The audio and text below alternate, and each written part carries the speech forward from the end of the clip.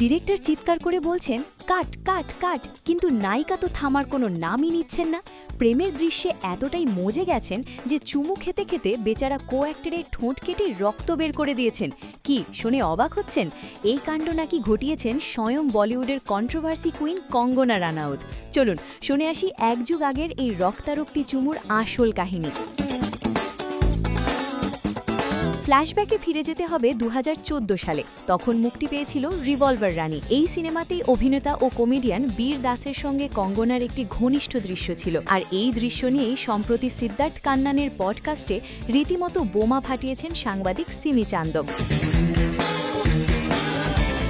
তার দাবি, চুম্বনের সেই দৃশ্য শ্যুট করার সময় ডিরেক্টর কাট বলার পরও নাকি কঙ্গনা থামেননি।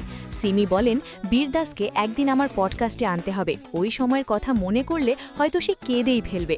সিমির দাবি অনুযায়ী কঙ্গনা বেচারার ঠোঁট কামড়ে নাকি রক্তই বের করে দিয়েছিলেন। তবে বলে রাখা ভালো, এই বিস্ফোরক দাবির পক্ষে এখনও কোনো শক্ত প্রমাণ পাওয়া যায়নি। আর কঙ্গনা বা বীরদাস কেউই নতুন করে মুখ খোলেননি। তবে বিষয়টি কিন্তু নতুন নয়। 2023 সালেও যখন এই গুঞ্জন বাতাসে উড়েছিল, তখন কঙ্গনা ইনস্টাগ্রামে রীতিমতো ট্রোল করেছিলেন সবাইকে। পুরো ব্যাপারটি রসিকতায় উড়িয়ে দিয়ে তিনি লিখেছিলেন, ঋত্বিক রোশনের পর এবার নাকি বেচারা বীর দাসেরও মানহানি করলাম, এটা আবার কবে হলো? আপাতত অতীত ভুলে দুজনেই যার যার কেরিয়ারে ব্যস্ত। গত 12ই জুন মুক্তি পাওয়া ভারত ভাগ্যবিধাতা সিনেমা নিয়ে ব্যস্ত কঙ্গনা, আর বীর দাস সামলাচ্ছেন হ্যাপি প্যাটেলের কাজ। বিনোদন ডেস্ক, ATN নিউজ।